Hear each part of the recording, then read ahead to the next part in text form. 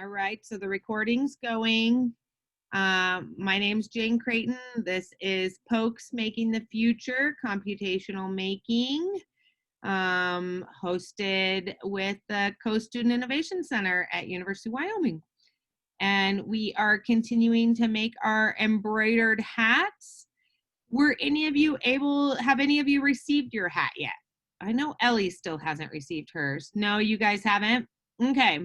So we did get them sent out. Mary Louise picked them up the other day from the space, and we did get them sent out. So hopefully you will be able to get them shortly. But today we're going to finish going through some of the coding, and then Emily and Zane are going to start to show you how to integrate your e-textile circuit into your hat with your embroidery. All right. Go ahead and take it away. Okay, thank you, Jane. So what we will need this week is the lily pad supply kit. And I guess you guys don't have the hat, but you should know what type of hat you'll be getting. So we had a choice between a ball cap and a beanie. Begin thinking about how you want to put these lily pad pieces into those hats. So we will talk about how you can do that in this assignment today. So what I want all of you to do is get out the lily pad, get out the black cable, and let's get that plugged in.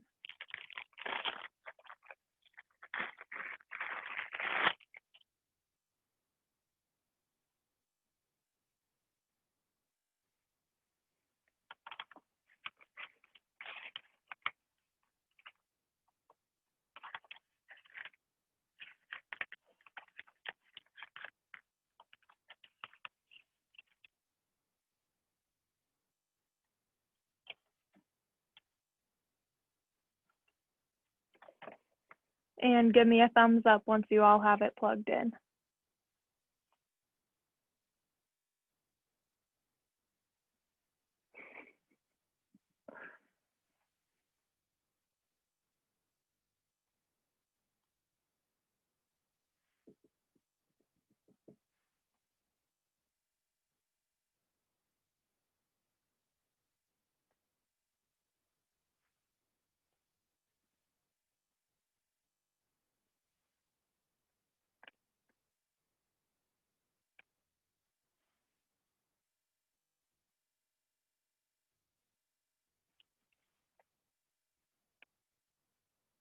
Okay, it seems like we all got it plugged in.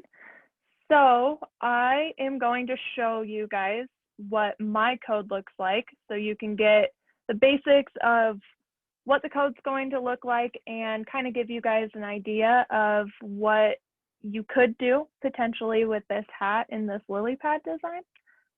So let me get my code pulled up.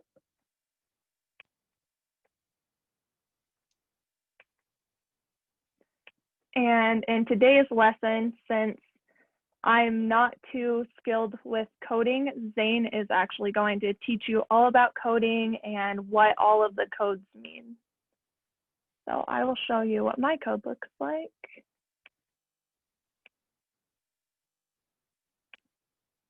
Okay, this is what my code looks like. Can all of you see that?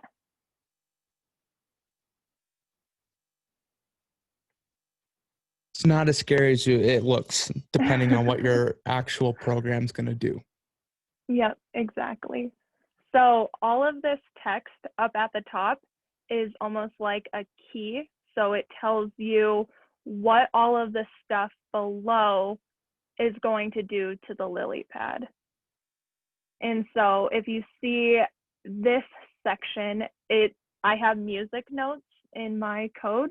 And so this is all of the music notes that I have.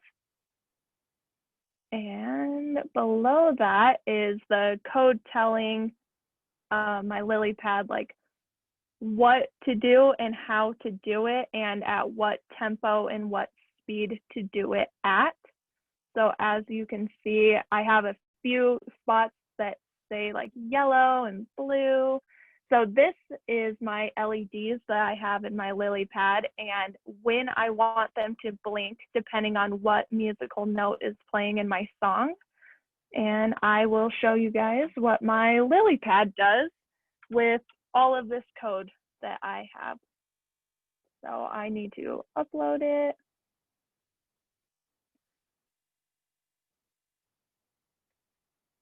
And we'll look at this code more in depth with one of the programs that we'd uploaded last week to the board.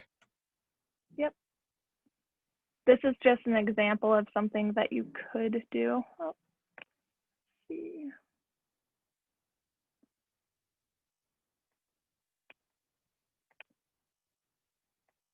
What's the Bluetooth incoming port? Oh, no, I think that one's right. Usually it's the Bluetooth one, but it's weird. So my lily pad's going to blink blue once I upload my code into it. And now it's done uploading and done compiling. So what I have is I'm going to click my button and it's going to sing a tune and have my LED lights flash at a specific time. So let's see.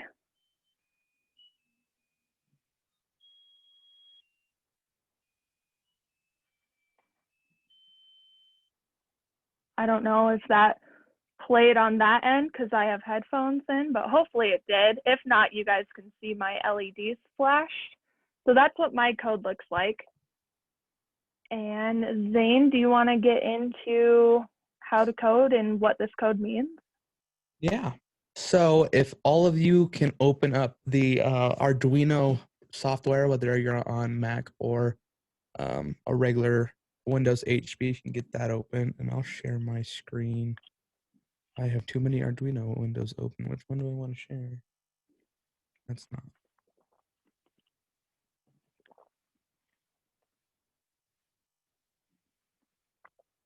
Get that one? Yeah, there we go. All right. So I just have my basic Arduino window open here. I went to, well, let me get a thumbs up and see if everyone has their Arduino open.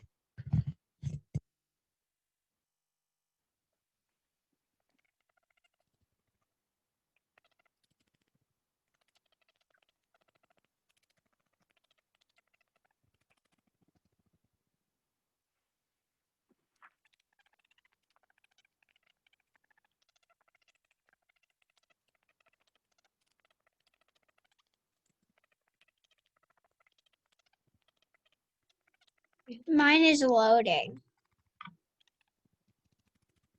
Taking a long time. Oh, okay. Ginger's is up.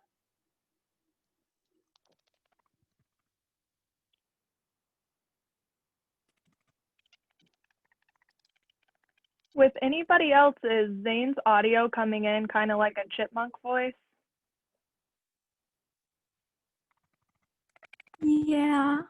I don't think your microphone is working right now, Zane.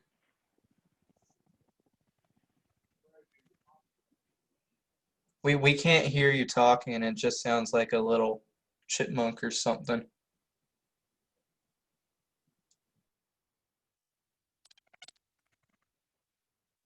Nope.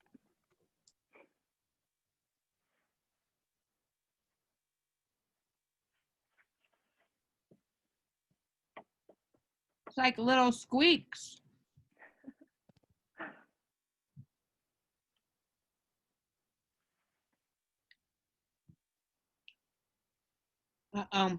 Maybe try restarting your machine. That might clear it up. Rejoin back up. We could go ahead and talk about a little bit about the aesthetics while Zane figures out his audio. Yeah, let's get that. So all of you should have the lily pad out. If you look at the lily pad closely, you'll see kind of stippled edges, and these edges can be snapped off into individual pieces. So like the mask that we made in week 1, these LEDs will snap off to individual LEDs, and you can place them on the mask any in any spots that you want to, and you do not have to use all of the components on this lily pad. So what we should do in this class is think about the hat that you want, the design that you have, and what you want that to look like. And so this is why last week we showed you all of the basics on the lily pad that you could do. So we had the LEDs blinking and fading. We had a tune play if you push the button. We had all kinds of basics that we showed you. And I hope you all had fun with that. And I hope that you thought about which basics that you wanted to adapt to make something custom so you can put it into the hat. So like with mine, I liked the play the tune basic that we did in the LEDs flashing. And so I took the LED flashing basic and the button play a tune basic and combined those so I could put them into my hat. How's my audio now? Awesome. Better? I just restarted everything. I don't know why it was. I've never had that problem before. Hopefully it doesn't happen again. All right. So assuming everyone has their software open, we're going to go to File, go down to Examples, and then we're going to go all the way down to LilyPad ProtoSnap Plus. And then the program I opened was the simple LPP01 Blink. I just have that opened already. And then this is where we're going to break down the code, kind of look at it a little bit more into how Arduino is set up. So let me get a thumbs up if you guys have this program opened up. Emily's got it open. Ginger's got it open.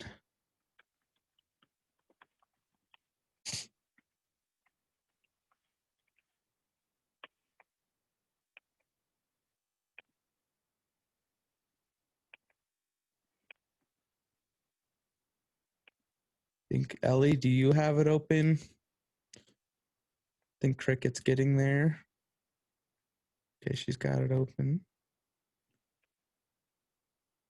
All right, so we're going to take a little bit of a deeper look into the programming here. There's going to be this little grayed out section here, which you can see is began by a slash and a star and ended by a star and a slash. So that's how you can comment multi-line comments. So the way the IDE works and how these Arduinos work is this code is downloaded onto the machine and it reads it line by line. So it starts on line 1 and it works its way down. Well, now I opened up a website, didn't mean to do that. But it works its way down through the code. So maybe you want to write some notes on like what your code is doing or want to just leave little notes for yourself. We have note indicators here, which for multi-line notes, kind of like we have up here at the top, we begin these with a slash and a star and end them with a star and a slash. Now, if you wanted a single line comment like this, we would just go 2 slashes and then this is a comment. And that won't be read by the machine. And then this is also a comment. Hey, Zane. Yeah. It is really itsy bitsy, your screen is. What do we do in Zoom so that we can read your screen better that you're sharing? I can do this. No. I don't know if that makes it any better. Oh, I don't yeah. know exactly how to blow it up, but I can zoom in my code. Okay, so because we couldn't even see there's the 2 forward slashes, and then you said the asterisk, or what were you calling it, a star? I don't know what you were saying. Okay. Yeah, a star and an asterisk. And if you just click enter underneath that, it'll start a multi-line code. And these aren't necessary, but they also help programmers know what their code is doing. So like up here in this comment, it says, blink the pair of yellow LEDs attached to the SU tab A5 on the LilyPad USB Plus, which is what we're working on. So yeah, so that's how you can do multi-line comments and single line comments like this. And you can see that there's a bunch of single line comments throughout this code telling us what it does. So coming down to the first section, so the Arduino IDE and the Arduino programs are mainly split up to 2 simple structures. So there's the setup and then there's the loop.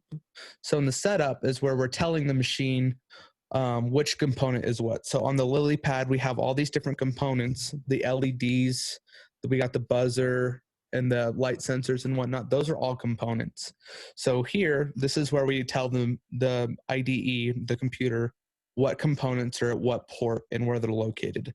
So for this Blink program, we use the LED that is attached to A5, which is LED Y, which is yellow.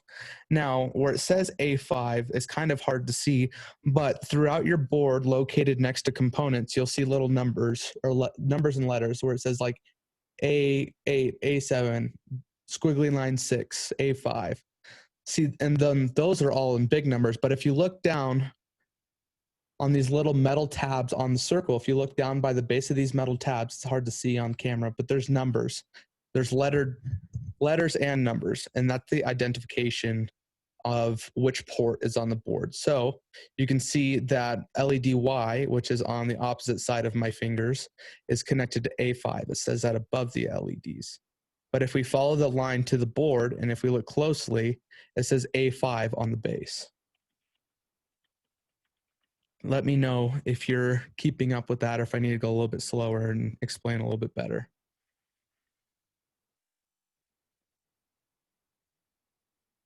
Get this up over here. All right, so here we use a identification code called pin mode, which is telling the board that A5 is considered an output. And you can have A5, you can have any pin, which these are all considered pins. These little metal open tabs on the circle lily pad board. Upside down. Hey, say that you need him to slow down. Can you slow down? Yeah, I know mine's upside down. It's plugged in, so I have to hold it this way. So right now we're not necessarily doing anything on the board. We're just kind of looking at the program itself. And so the big circle lily pad, on each little connector part there, there's a little label there that has the corresponding label to the LEDs. And it's printed small, kind of above the little pin area where you would connect to. And essentially what happens is when we start to program this board and we break it apart, your conductive thread that we used on the first two projects is going to replace that wire that's connected when the whole board's together, and you're going to end up making that connection happen. Does that make sense? Using the conductive thread? We'll keep working through it. You guys, it'll make sense to you as we continue on. Yeah, like I said, we're mainly focusing on the programming aspect of it right now, not really the integration to the board. So it's okay if you're kind of confused with the conversion between the programming and the board, as those will come together as we're putting our hats together. It'll make more sense.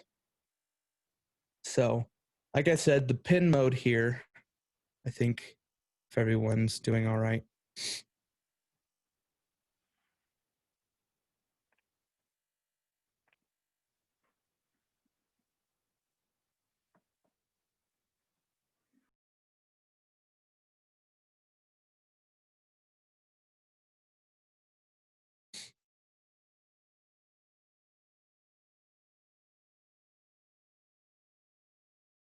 We good to go? Everyone doing all right?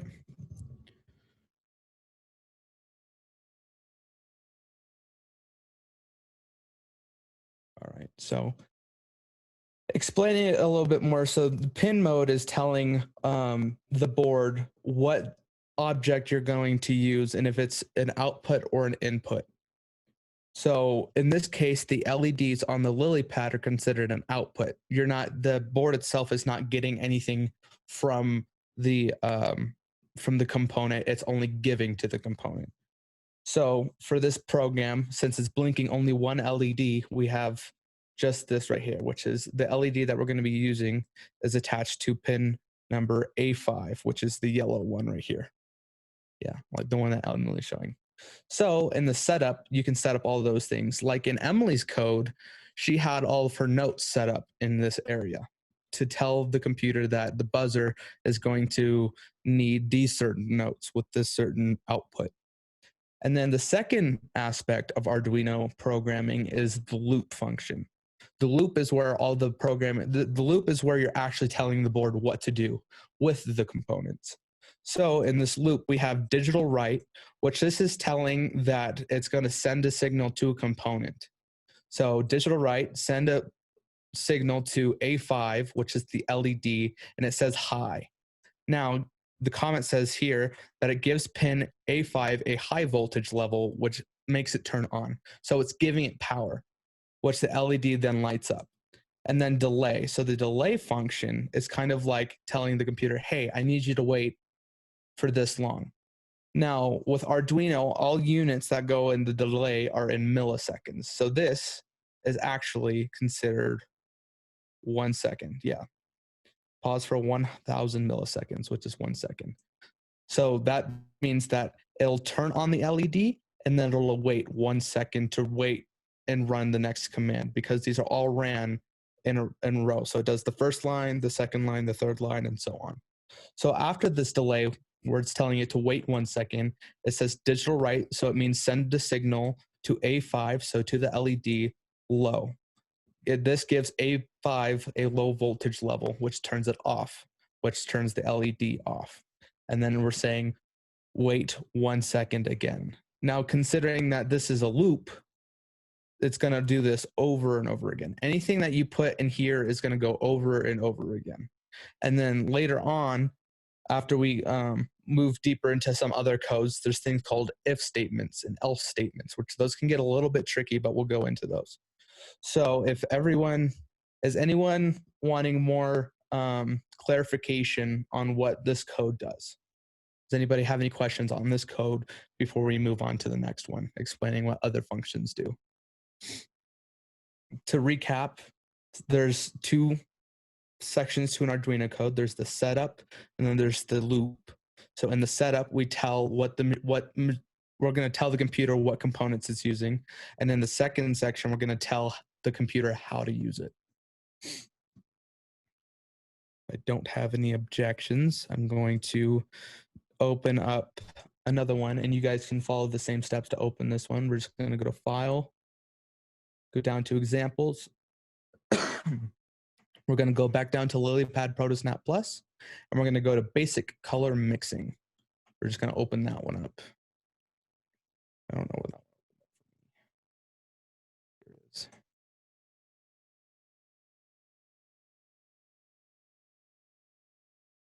Let me know when you have this open.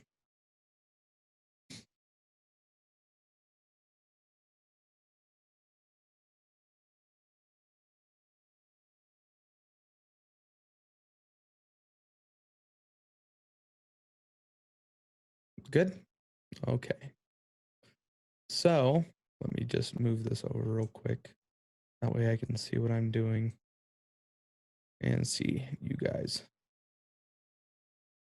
All right, so this is the basic color mixing, and you guys can actually upload these to the board as we're going, so you can actually see what it's doing on the board. And if you guys don't remember how to do that, if you have your board plugged in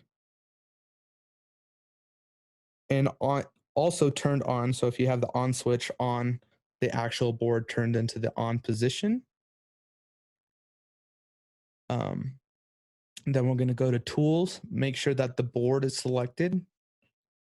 If it's not, you can select it from the SparkFun AVR boards under LilyPad USB Plus, and then you're going to make sure that the port is selected for LilyPad USB Plus as well.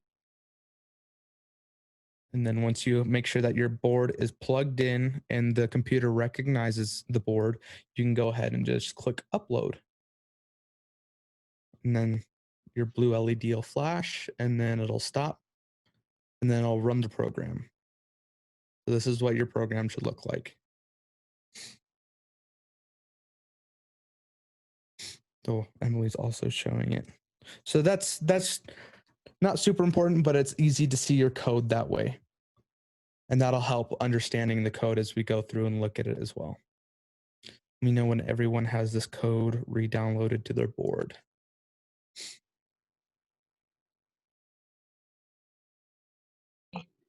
Hey, Zane, will you walk us through that one more time? I stepped away and the kids didn't follow, so we need instructions one more time, please. Yeah, for sure. So we're going to open this second example again. So we're going to go File.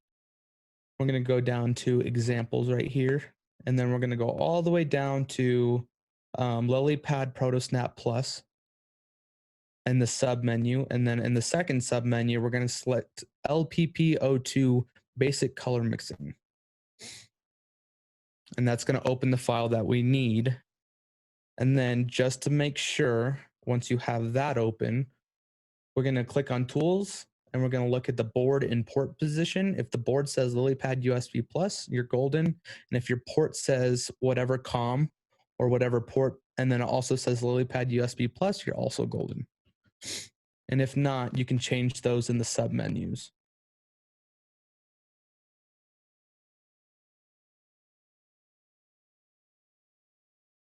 But the software should recognize the boards from previously, unless you've had other boards plugged into it. But I don't think you guys have. No, we haven't. Everything is set up. We're just waiting for it to compile. And Cricket says she did it. I heard from the background. Awesome. Good job. It's taking some time. I don't know why. Yeah, for my, so the expectation between time of downloading to my board, my computer runs a higher speed processor. So it goes, most people's computers, it can take up to a minute to actually compile and download. I just know last week No it, problem. oh, I guess it's slowly progressing. It didn't take. Yours progressed? She took all of our, whatever it takes. Oh, So it's flashing blue.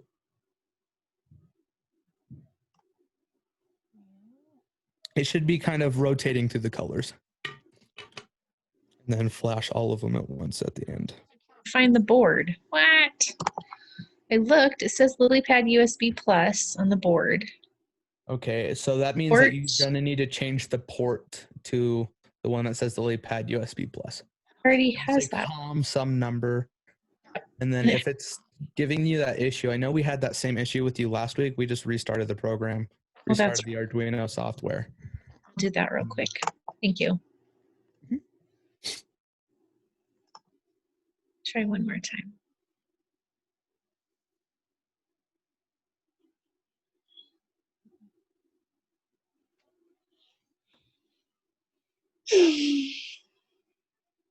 Okay.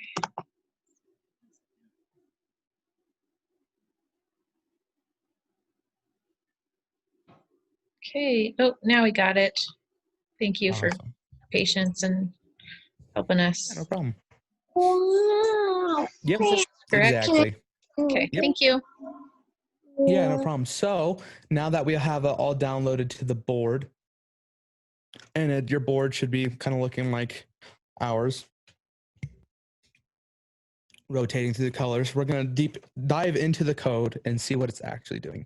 So you can see that if you kind of scroll through, we have these this code, these lines of code before the setup and the loop.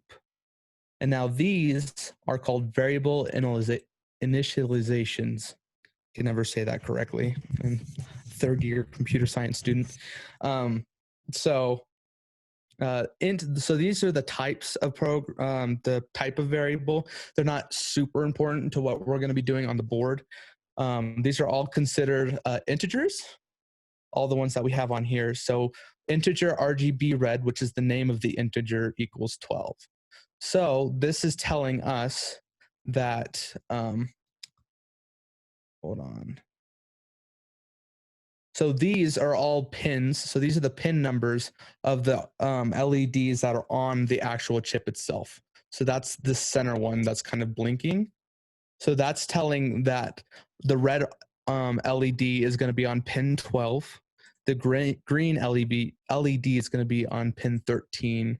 And the blue LED is going to be on pin 14.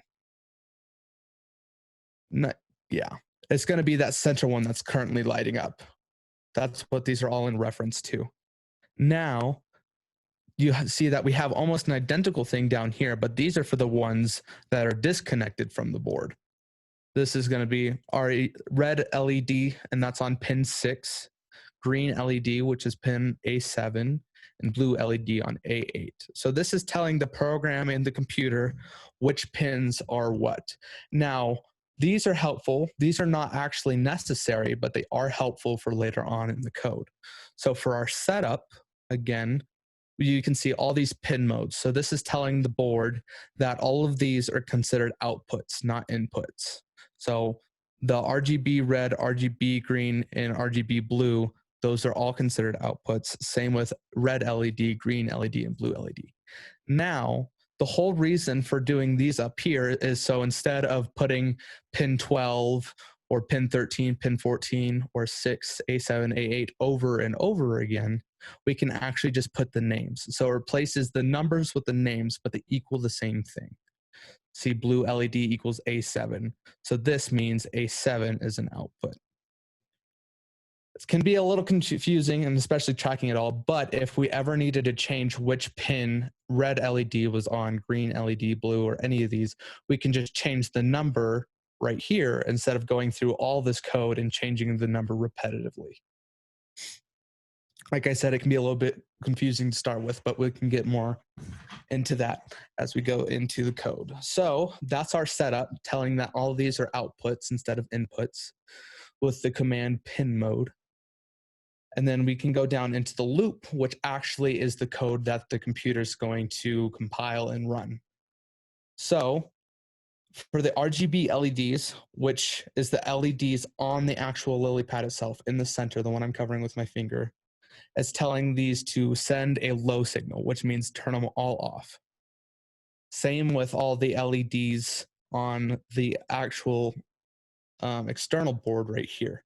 So this whole block of programming, let me kind of zoom in a little bit, tells that it's telling all of these to shut off, and it's telling all of these to shut off. So the ones that are on the board and the ones that are off the board, that's telling this to be low voltage or off. And then we're going to wait 1 second.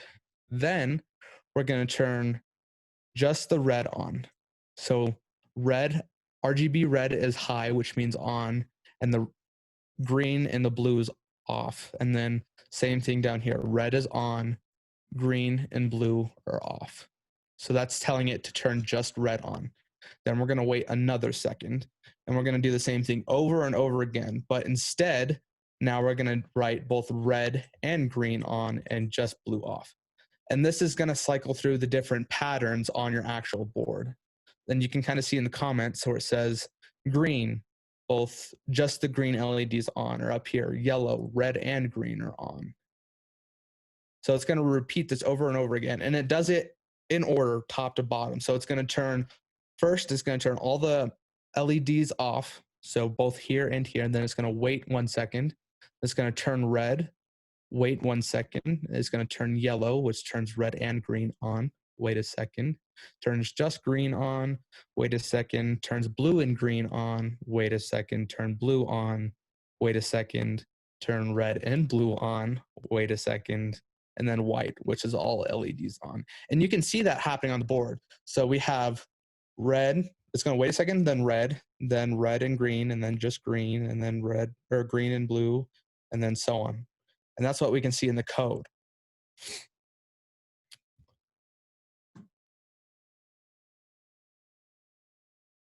Is Cricket's still not working? Sorry, I'm just now looking at the chat. It wasn't quite popping up for me.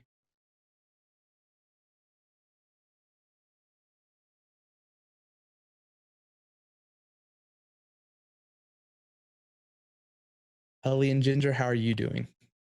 I know it looks like just a lot of text and writing, but when you're actually trying to make your code, it'll make sense more. I'm good. Good. Yeah. Same. And when we get into making the code, Zane and I will definitely help you. It will be. So with programming, even in the professional field, sometimes, and a lot of the time, it's a lot of just copying and pasting. I know Emily learned that yesterday during our little shenanigans programming her board. But we can take a lot of what we see in these example codes and just translate them over into your code to make your board do what you want. And I am actually still I'm almost done programming mine, but it's getting there. Nice. So while we wait, do any of you have an idea of what you want in the hat? Like, what do you want these LEDs and stuff to do? I know Ellie said that she wanted a night light. For her hat? That'd be kind of neat. Like, for example, like with mine, so I put the Millennium Falcon on my beanie, and I'm going to actually make the LEDs, I'm reverse on the camera that I'm looking through here, but come out right here. I'm going to put each color on each side, and then I'm also going to put a buzzer on mine, kind of like Emily's. And when I click a button, and it's going to do the Star Wars theme song, and it's going to like rotate through the LEDs, kind of making it look like it's shooting lasers out, which I think it'll look kind of neat. I got the buzzer down.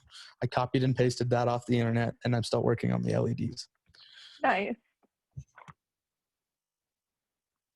And with mine, so I have a castle on my hat. I'm going to take my LEDs individually, and I'm going to sew them on my hat. So kind of like it's a night sky, and they'll be twinkling, my LEDs will. And then just like Zane explained, as soon as I click a button, it's going to play a theme song.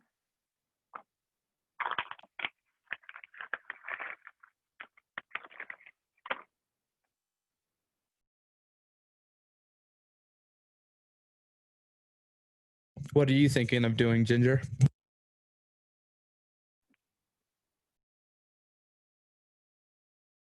Now that you have a little bit of an example. Nightlight is a good idea. Like Ellie. So it kind of just turns on when you walk outside in the dark. That'd be kind of neat. Yeah. Maybe you can add like a pattern to the LEDs, so when you like walk outside, they'll start twinkling on the hat or something. Yeah, that's a good idea. I kind of want to do that now. Okay.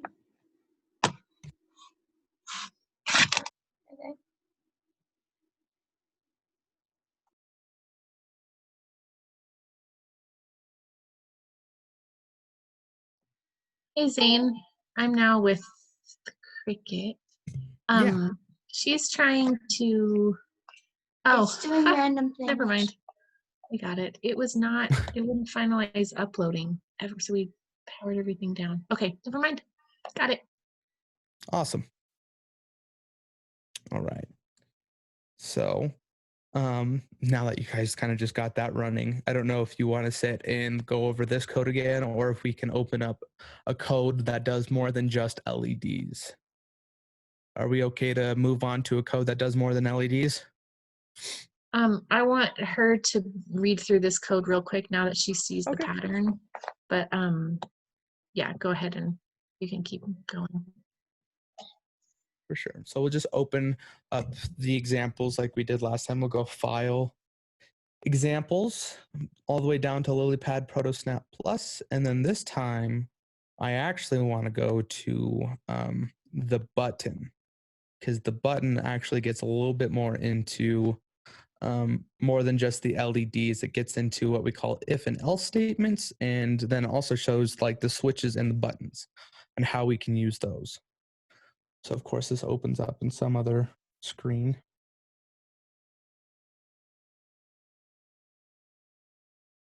Hello? There it is.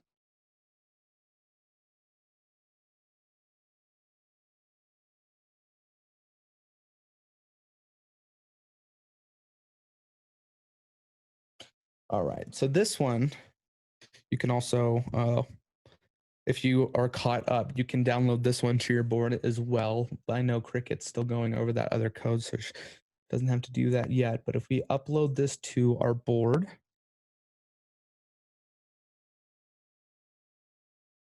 you'll remember that this one, I'll try not to show it upside down. If we click this button here, the yellow LEDs show up. And if we flip this switch on, the blue turns on. And if you do both LEDs show up. So that's what this program does. And then we'll start getting into the code once Both Ginger and Ellie have their code downloaded to their board, and I get a thumbs up.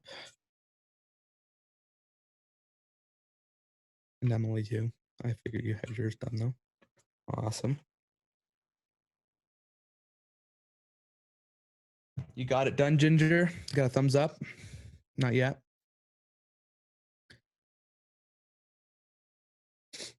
Do you need help?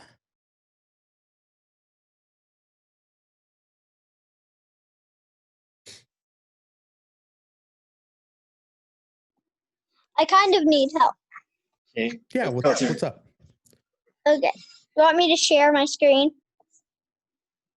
Sure, you can do that. Okay. Just.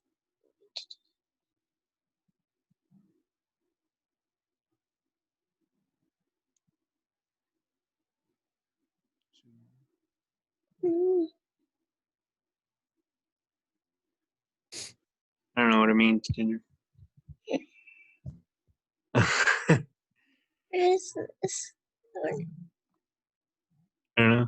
Wait, can you put for Mom? No. Mom has to leave, so you guys have to ask for step by step again. Just help doing it because I have to walk away and leave. I know. Can Oh, you hear me? did you guys hear that? So Dad is here going to help the kids. I am not going to Okay. be here. Could you be very helpful Yeah, to yeah, Definitely. totally. Doesn't pay attention. And so she doesn't need to share her screen. I just don't know what you're wanting her to do. I need to. The button example. Okay, so we're going to File and Examples. Yeah. Oops. Down, down, remember? And then Down to here. with it. And then which one says button? See it? Yeah. Okay, there. Going again, upward. No, I did not mute us. Oops. Oh, that's okay.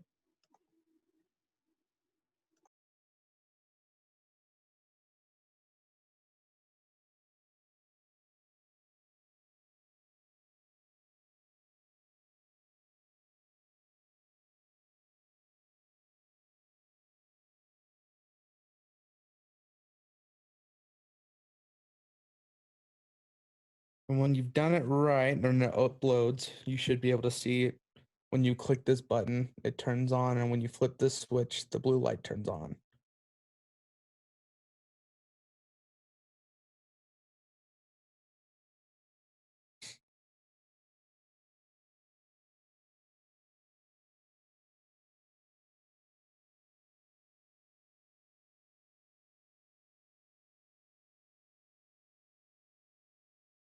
Awesome.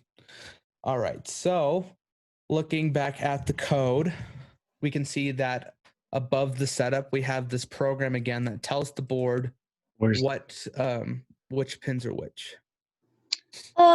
Is this what it's supposed Yes. to do? Yeah, and if you click the button, the yellow will turn on. Yep, just like that. Just making sure. Yeah, no problem. Yeah, so this says the integer button pin equals A4 switch pin. So the button pin is the button on here, and then the switch pin is the switch on here, not on the board. And then the button LED, which is actually going to be the yellow one. So it's going to be the LED triggered by the button. And then we have the switch LED, which is the blue one, which is triggered by the switch. And that this is telling the machine that button pin equals A4, switch pin equals A9, the button pin equals A5, and the switch LED or the button LED equals A5, the switch LED equals A8.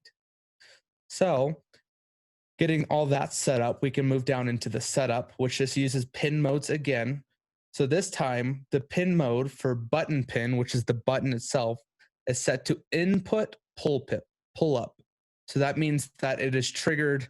It doesn't have a solid state. So if you push it down, it bounces straight back up. So this is considered an input. And the same thing with the switch. Although this one does have a solid state, it is also considered to just have an up and down position rather than a solid state. And that's not something that we have to worry about too much. The main difference to notice here is that these are considered inputs, and then the LEDs are considered outputs. So input meaning when I press down on the button, it tells the machine something. And with the LEDs, the machine only tells the LED what to do. Yep, like that, Cricket. Awesome. So that is the main difference here in the setup. Again, the button pins and the switch pin is an input, and the LEDs are outputs. So if we go look in the loop, we can see that we're just analyzing these. So button state and switch state. So we'll get into the states a little bit more, but we're setting these up as a component in the program.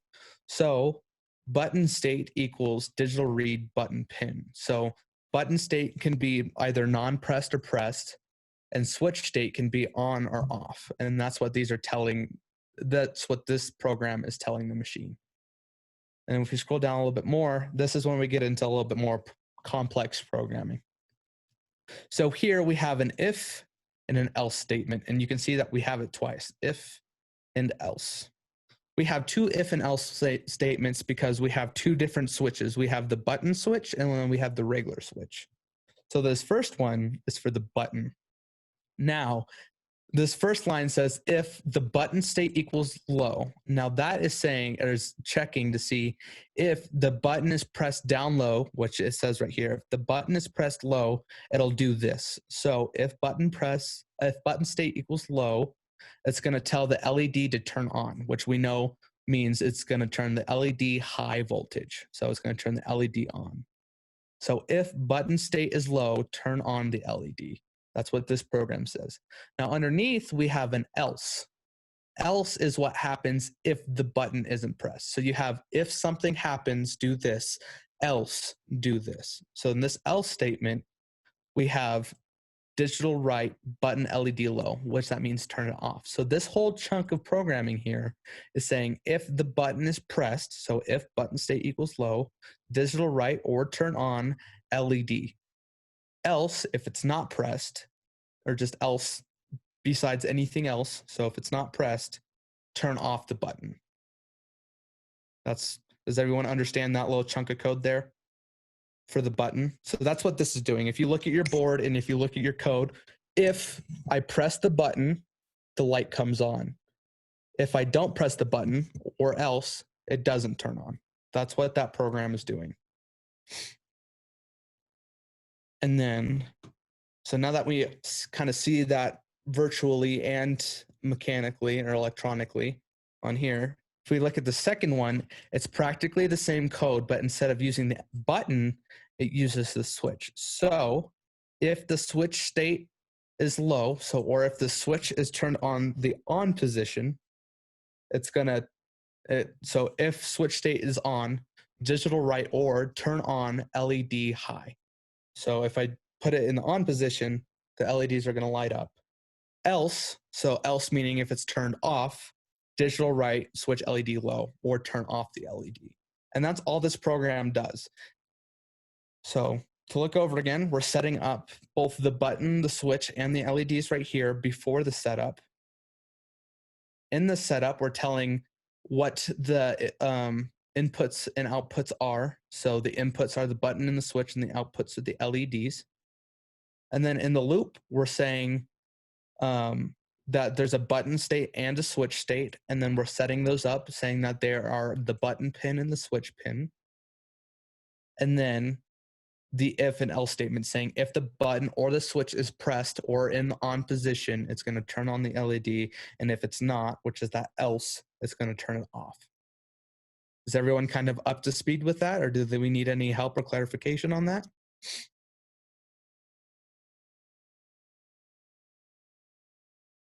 Got a thumbs up from Ginger. Ellie, how about you? Cricket. I got a thumbs up from Ellie. My sister is doing something right now, so. Okay.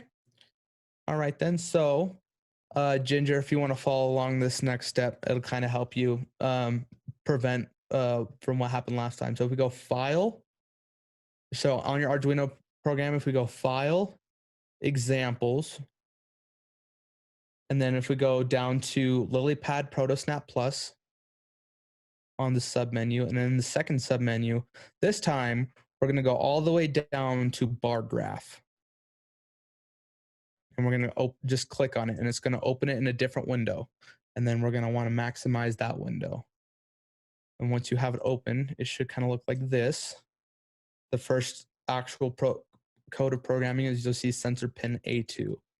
So for this, we're just going to want to download it again. I can't see the download or something. Download. So are you in the Arduino program? Yes. Okay, so you want to click File in the top left. Yeah, I did that. And then you do Examples.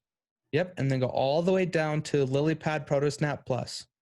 It's right above Arduino. I have. Oh, If you okay. highlight it, if you move your mouse over and go down to LPP 08 bar graph. So 08, that's the one that you want to click on. Okay, found it. Yep, and then you just want to make that your main window. Thank you, You Dad. just want to make it big. And then you want to click on the arrow next to the check mark, which that uploads it to the board. So I push upload. Yep. Mm-hmm. And then it's going to bring up this old bar. Oh, well, the camera's frozen. You can't see me.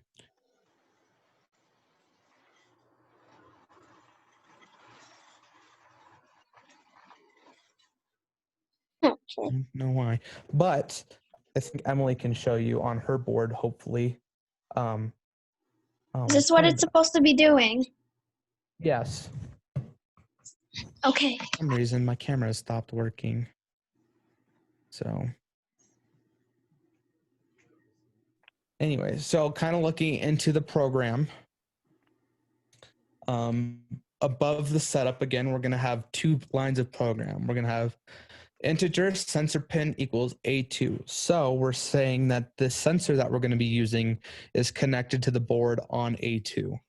And then integer bar graph LED, and it says 6. So we're going to use, it's going to have an array of 6 or 6, it's going to have 6 components in it. So that's saying that it's in pin 15, 16, 17, 18, 19, and 20. And those are those little LEDs that are in a row on the board. And one of them, if not all of them, some of them should be lit up. This depends on how bright it is in your room. Yeah, I've seen that. So that is before setup. And so in setup, we say, or we are going to set up integer x. That's just saying that we're going to have a variable x that's going to equal something later on. It's going to equal an integer. And then again, we have pin mode, sensor pin, which sensor pin is going to be an input. So it's going to be something that sends information to the board. And then we have a for loop, which that's kind of like an if-else loop. So if x equals 0 and x is less than or equal to 5, add 1 to x. We don't really need to dive too far into this, but if these conditions are met, the pin mode on the bar graph is going to display a certain number, which that x comes into play, and that's an output. So, and then serial begin, that's for the sensor and the lights. That's something that doesn't have a specific function in the actual operation of the program rather than assignment. But that doesn't really need to be addressed, other than the fact that if certain light, like light in the room, a certain light criteria is met, it's going to do this on the little bar graph on your the bar graph LEDs on your board. Okay. So for the loop, integer sensor value, so that's just saying that we're going to use this variable somewhere. So if it reads the sensor value, and it'll be between 0 and 1023 or 1023. So the light in my room is probably somewhere between 0 and maybe 50. But say someone like Emily's, hers is probably between, say, somewhere between 500 and 1,000, which won't be directly distinguishable on the LEDs unless you were to look on here. What's mine at, do you think? I would say yours is somewhere between like 200 and 500 with the light in your room. Now, if you were hold it closer to the lamp behind you, you would probably hit that 1,023 mark, and all the LEDs on the bar graph would light up. Oh, I see. Right here it says that. Okay. Yeah. So sensor value equals analog read sensor pin. So this is saying sensor value equals take the value that the light sensor is taking in. So say for mine, like I said, it would be probably between 0 and 50 right here. Say that the sensor is taking in a value of 23. This assigns 23 to sensor value. So sensor value would equal 23. And then it prints out the sensor reading. So if I did serial print, this would all print on, this prints to the actual LEDs itself. This function can be a little bit difficult to understand, especially with the serial print, as it's not a function that we commonly use. But basically what it's doing is it's doing that digital write, and it's telling the LED in the value that we want it at. So instead of doing that, it's kind of doing it in a fancier way. And then bar graph, it's right here, we have a function called bar graph and then sensor value. Down here, we have another function called bar graph, and it accepts the integer value. And that's where this is referencing. So we'll come back to this line of code here where it says bar graph sensor value up here. Because down here is where it actually happens. So we have a function called bar graph where it takes in a value. So, and then we have another integer x, and then a huge for loop. So this is where it actually assigns where it actually turns on and off the certain LEDs on your board. So that's where we come. So in the main function, in the loop function, we say bar graph sensor value. And the sensor value for me would say, again, like 27. So here, bar graph 27. If we come down, it would run this code. It would run bar graph, and then it would put 27 here. So, and then depending on where that lies on this function right here, it'll light up the bar graph in a certain way. It's kind of hard to explain the code in depth in ways that most people would understand, especially with the severity that this little chunk does here. But again, the for loop, so if certain criteria is met, so if it's bright enough or if it's dark enough, it'll light up certain LEDs and it'll turn off other LEDs. That's basically what this code does down here. And that's just different ways you can link different functions into other parts of the programming, which is kind of what we did with Emily's and mine as well. And we might do with yours, depending on what you actually want to do with your hats. And that's probably as complicated as this programming needs to get with the programming that we're going to be doing with your guys' hats. I'm just going to look through another example to see if it goes over anything that we haven't already covered in these.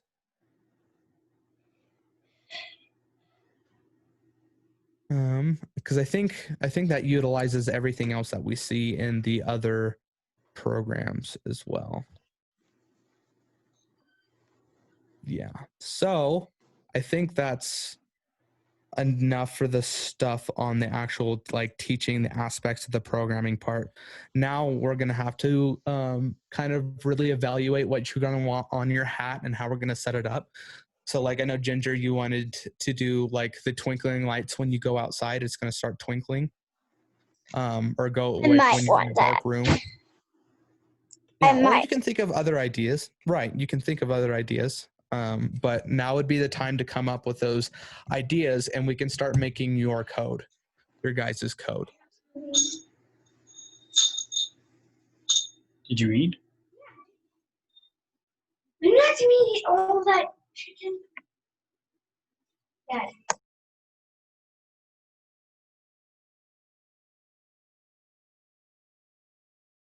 All right. So what do we want to start on doing now, Emily? We want to just Maybe let's get the students who know what designs that they want to do and what type of codes that they want to do. Let's get them going on the coding. okay. Yeah, and then you guys, if you haven't heard, you can pick Ginger and Cricket. I think you guys can pick up your hats at your 4-H extension office in your hometown. You guys might have accidentally gotten Ellie's beanie too. So you can just leave that at the office if you want to, and we will make Ellie a new one.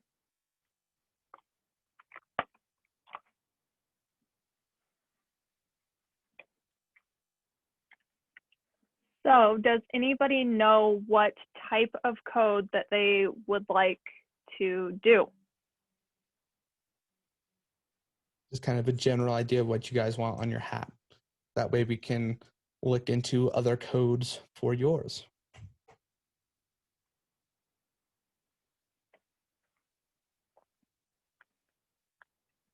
Well, I kind of want like LEDs kind of sprinkled around, I guess, with like the when it gets dark or when it doesn't sense light, then it turns on. So like, yeah, that's kind of what I want. I kind of want that Star Wars thing or whatever. Like what part Do you of want it? it? Like, do you want the theme song? Do you want just the lights to go off in a specific Go with the way? theme song. The theme song? Yeah. Okay. Zane, do you have the code of the theme song? I have an altered variant of it, but I'm sure I can find parts of it again. Okay. Because I have edited a lot out of it to do mine. Okay. Do you guys want the song to go off once you click the button? Do you want the song to just continuously loop and play when the hat is on?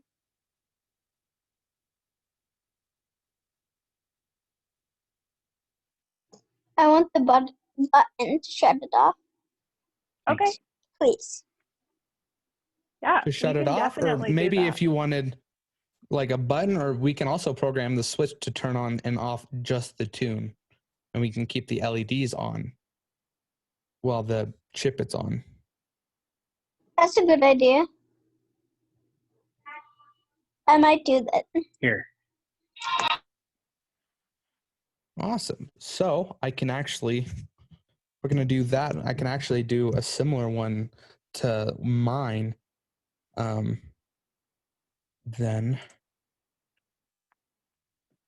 what about Cricket? Or I guess Ellie has hers not planned already. What about yours, Cricket?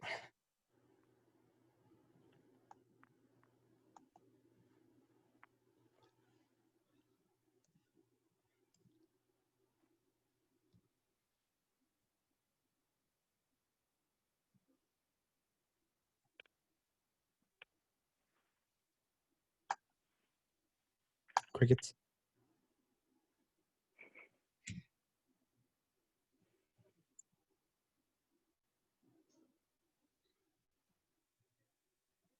Tell him you want to So theme song.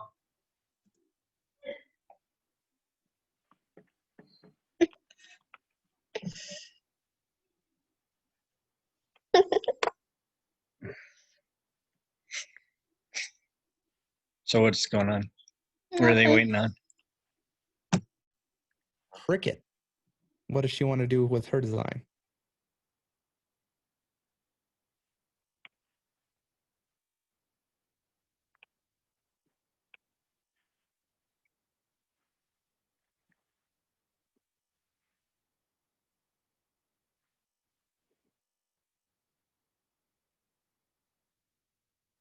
Don't know yet. Okay. Did you, and All you right. can type this in the chat, did you like any of the basic blinks that we did with you? Like the basic examples? because we can always modify any of those basic examples.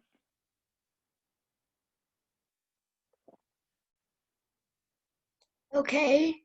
But I'm not really sure what I want yet. Okay.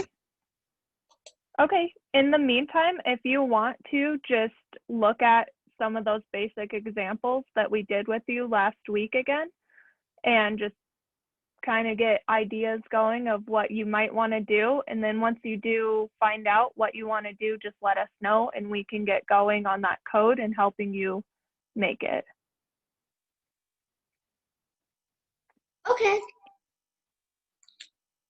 So Zane, since you still have a little bit to do on the code that you will be doing and finding that theme song and stuff, should we get going on Ellie's?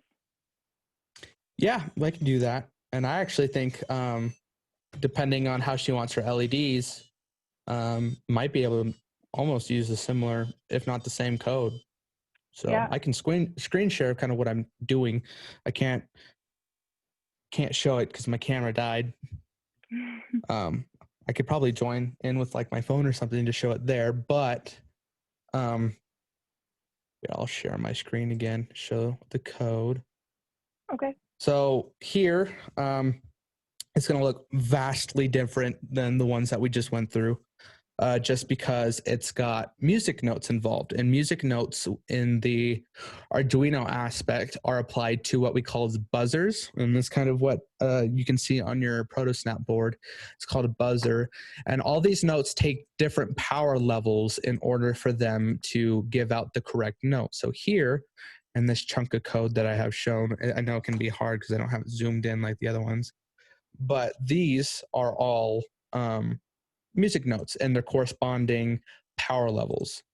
And then down here, I have set up, or I'm telling the machine which one's the buzzer pins and then my LEDs. So LED pin 1, LED pin 2, and LED pin 3. 3 and 1, I believe, is red and green. And then LED pin 2 is blue, which I'm still trying to incorporate LED pin 2 at the moment. And then I have a counter. That's just a standard variable that we use in our programming classes here. And it'll use later on in the code. They're not specifically important. And then we have also the button pin, which you saw earlier. The button pin is the one that we push and the LED would light up. For mine, you can kind of hear when I hit the button, you can hear the theme song.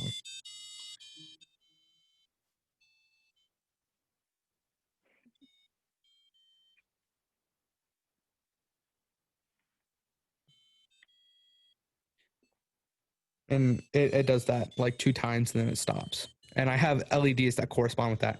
And I would love to take credit for this, but I copied all the notes off the internet and then just placed them in the correct order. And then, so then I have the first actual stage of the Arduino program, which is setup. Setup, I have all my pin modes. So the button is an input, and then the buzzer pin and the LEDs are all outputs. And then I have multiple functions, multiple methods. So I have a beep method here that you tell it which note you want it to play. So which one of these you want it to play, and then for how long. And then, so in this program, the tone, it's just saying the tone's going to be whatever the buzzer pin is, whatever the note's going to be, and whatever the duration. And then it also plays LEDs here. So depending on which note, well, not which note, Emily's plays a specific LED on a certain note, but mine just alternates between 2 different colors on every other note. That way I can get an alternating effect between my red and my green. And then, so that switches between both LEDs. So depending, like it'll go red, then green, then red, then green, depending on the note, back and forth. And then this just is setting the time and then adjusting that counter. And then the first section, which I've mapped out here, is the first section of the song that you hear. So that da, or the iconic part. That's the first part. that's the part that I have programmed here. So I say beep this note for this duration, and I have that mapped out for each different note and how long I want it to play.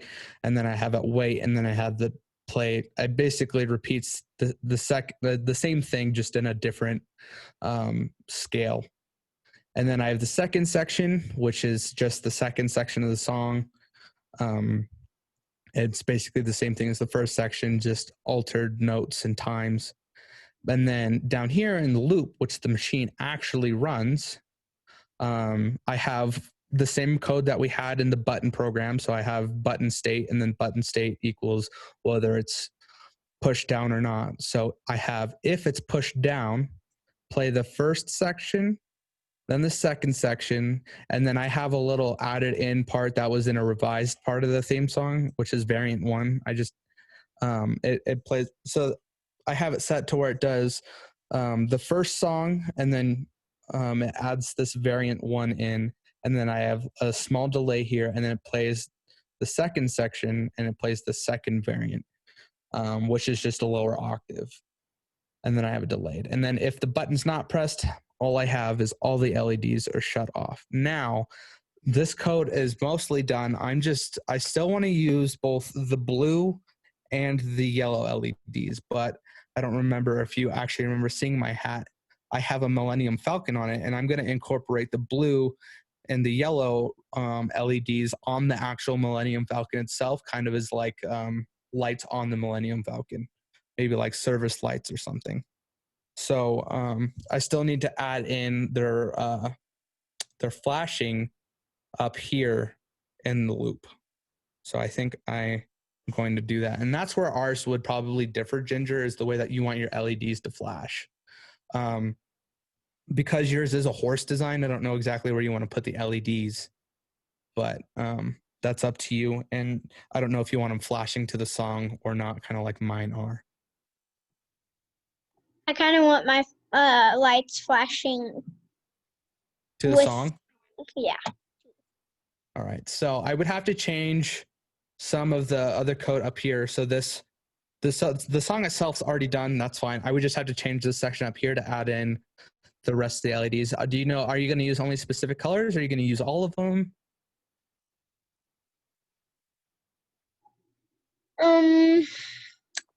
I don't know, really.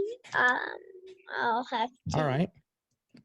Well, once you get that planned out, we can get that integrated in here for you. And actually, I can just change mine to also additional ones to blink with it. So I just have to change this. But one thing I did notice is when I added a second LED in here, it slowed down the playing of the song. So I'd have to adjust the counter in some way.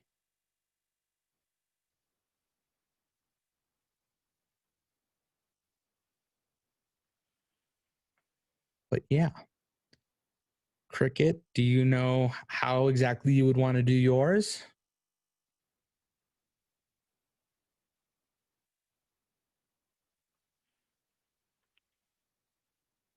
Please do something.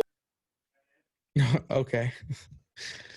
All right, then we can actually probably look at Ellie's too. So for yours, Ellie, I think you would actually kind of want to start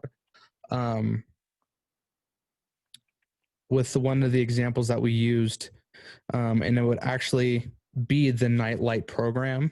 So I'm going to open that here so we can take a look at it. The light sensor, that's already set up. The number of LEDs, actually I don't remember what this program does. I will get mine opened up so we can see it.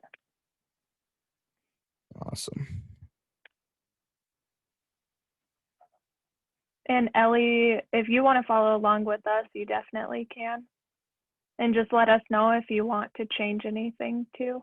Yeah, I can basically help you set up your program. So if you want to open up this example too, that'll help.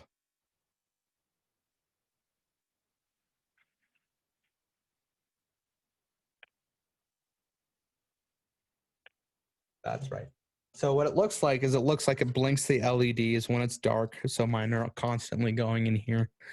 And then when it's bright enough for the sensor, the LED shut off. So the only thing that we'd really have to switch with these is the pattern in which the LEDs flash. And that is completely up to Ellie how you want those to flash.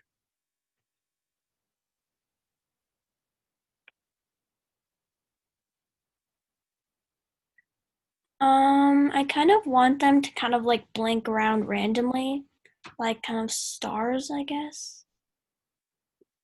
All right. So so kind of like it already is on the board. Yeah. So if you download the program, do you want them like faster, slower, or do you like the pattern that they're currently going in? I think I might want them like a little slower. Slower? Okay, I can do Yeah. that. So do you have yours open up with mine, or like mine, you have the LPP 10 Nightlight program opened? Yeah. Awesome. So let me look through this code. I'm assuming that you don't want the center LED on, correct? Yeah. The center blue one, that's kind of annoying. You wouldn't really want that sticking off of your head. So what we can do, if you can find this section right here, where it says if light level is less than threshold, let me know when you see that.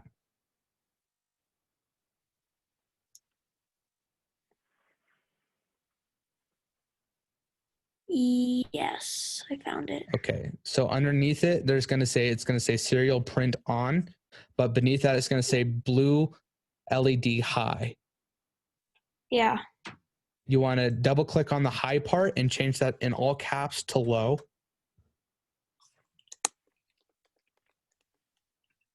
And then once you have that changed to low, it should change the color back to blue. It'll change the text color to blue. Just upload that to your board and it should take away that blue light. And it should do the same thing as it did before.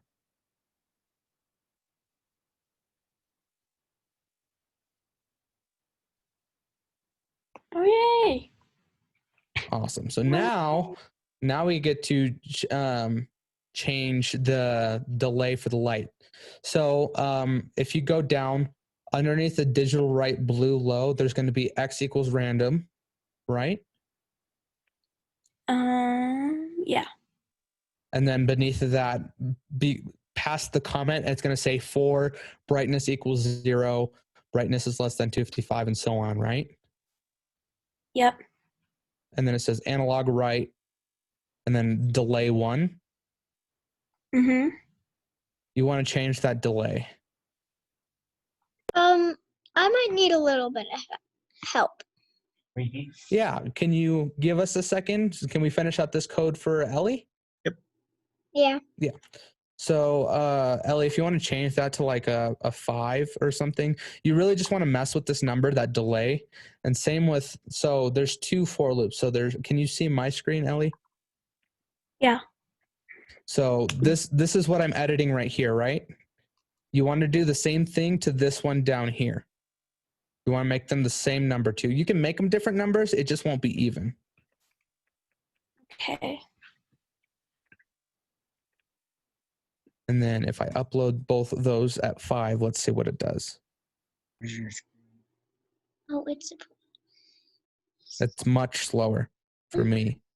But you can tinker with both of those numbers and keep uploading to your lily pad to see what you like. Got it? Need help? I don't need help anymore. Okay.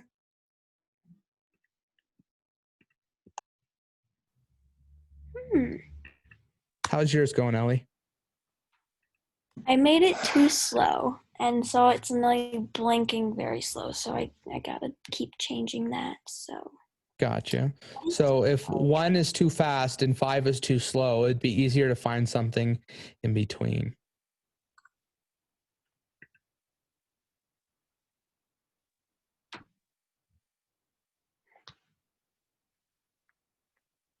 So that would probably be like a, and you can even do like 2.5. I think you can do like 2.5 would be it right in between 1 and 5. So if I upload that to my board. A 6 is working pretty well for me. Oh, okay. Gotcha. All right. So when you have that done, just save it to your computer somewhere. So if you go up next to the upload button and you click save, and then it'll give you a little pop-up like this. All you have to do is click OK, and then save it somewhere where you remember it. So that way you can have it for later on for reference.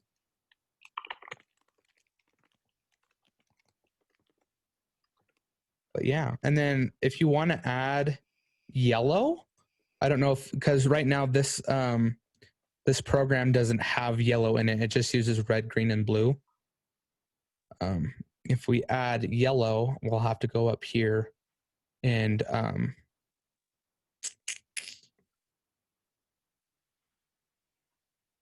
gonna have to change that. Okay, yeah.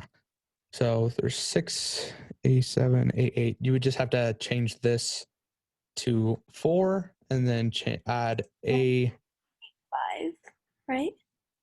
You would have to add A4, A5, or yeah, A5. You're right. Yep. So this is telling that there's going to be 4 LEDs, and then there's 6, A7, A8, and A4. So, and then if you upload that, it should actually utilize all the LEDs now. And you can actually add the center LEDs to it. You would just have to change that. But I don't know if you are actually wanting to use that on your the LEDs on your board. Oh, not really. Okay. Now I'm just going through mine to see if I actually get yellow to show up. It is not that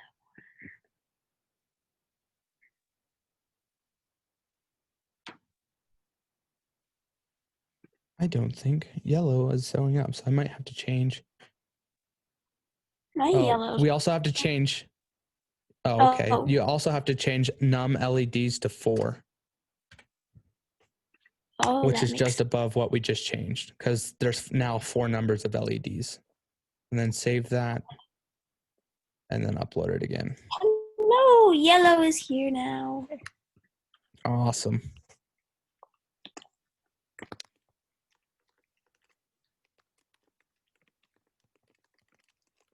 And then so when we do get that onto your beanie, you can just use the on and off switch on the actual board itself, and that'll just be able to turn that on and off.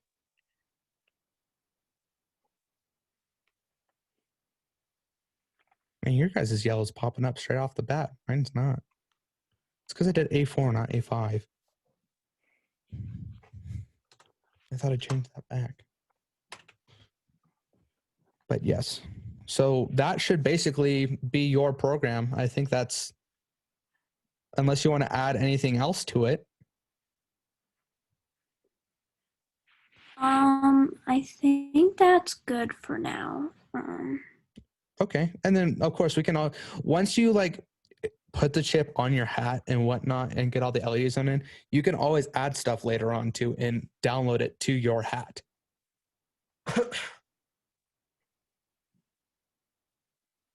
But yeah.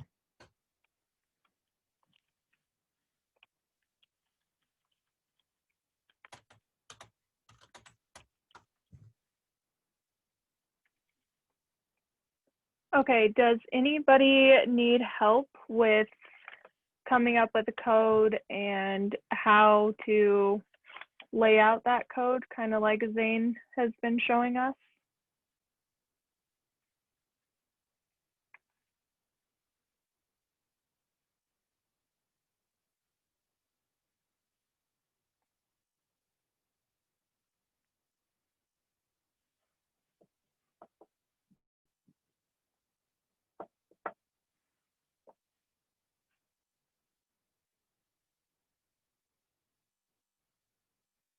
Ginger, I'll basically work on mine a little bit more beyond this, and I think we can practically mirror this onto yours as well.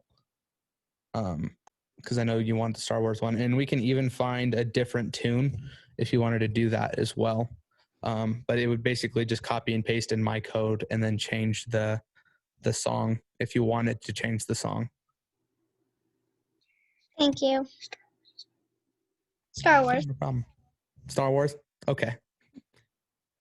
I could I know the theme song's pretty popular, but there's also there's another popular one, like when they're in the like little, I think they're on man, I forget the name of the planet. It starts with a T, I think. But when they walk in, it's a pretty popular tune. I might do that one also.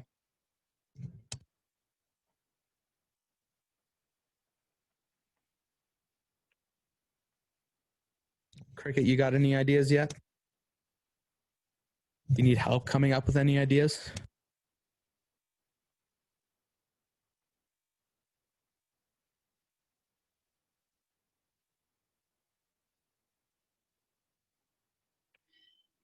Cricket said she wants the Rocky theme song. We might be able to do that. It might take a little bit of research. The Yep, Rocky theme song, you She say? didn't say that. Yes, she did.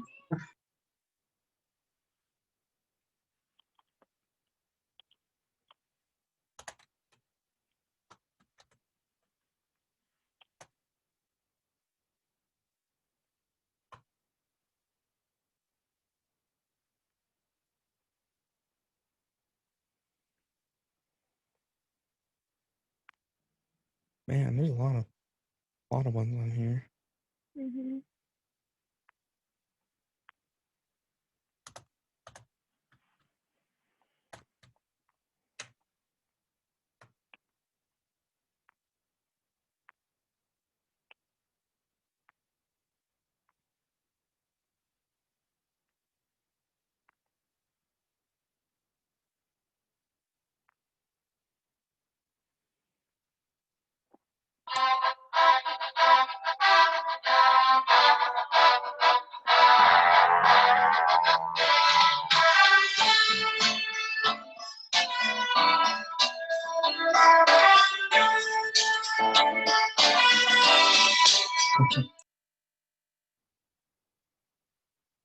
I might have to. I can sounds find cool. the sheet music for it.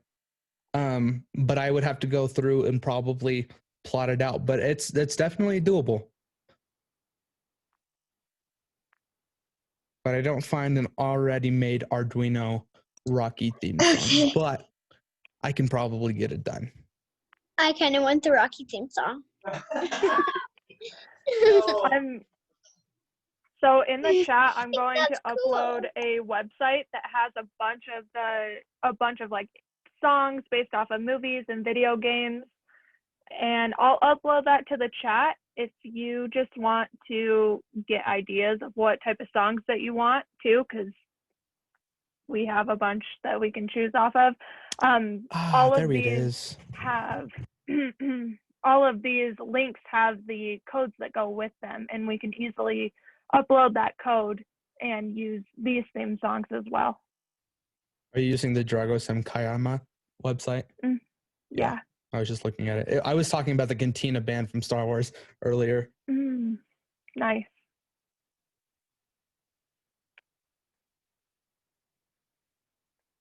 But yeah, there's a whole list of songs that you can choose from there.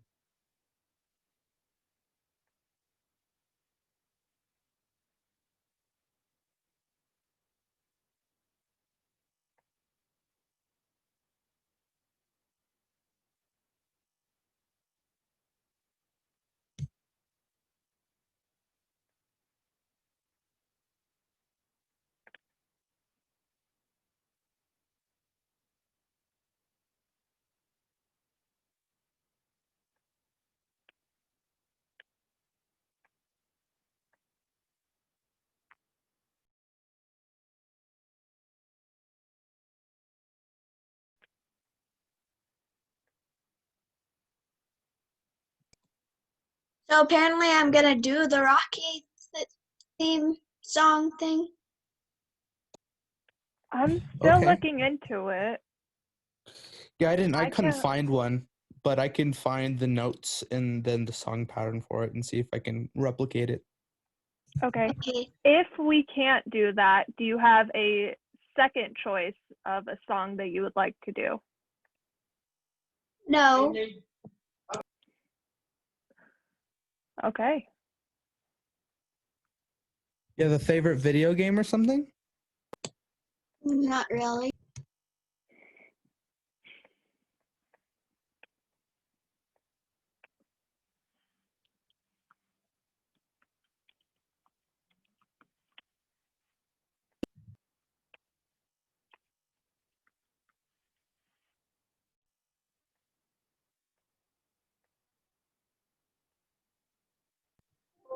Okay.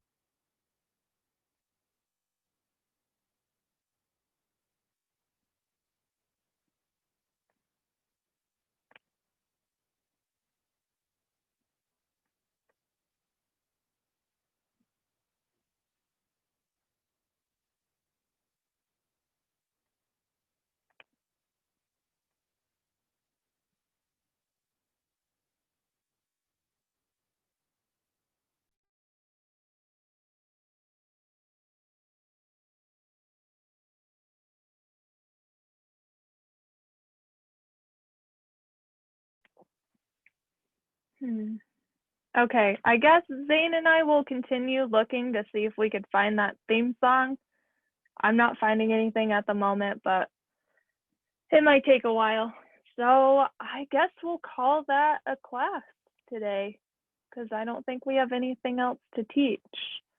Unless you guys have any questions that you want to ask us. Yeah. What is that, hers playing? No, I don't think we have any questions. So next week, come to class. Hopefully you all should be able to pick up the hats this week and plan out how you want to snap off these pieces on the lily pad and sew them into the hats. And I think next week we will be snapping off those pieces and uploading the code, sewing them into the hats and showing them off. So just keep thinking about how you want to put those LEDs and all of that into the hats and come with those ideas next week. And I think that's Yep. it. Any So I last hope minute you questions? all, yeah, Hmm? I don't think so. I hope you all have a Alrighty. good week. See ya. Bye. Oh, bye. Bye. Bye. Thank you. Bye. Bye.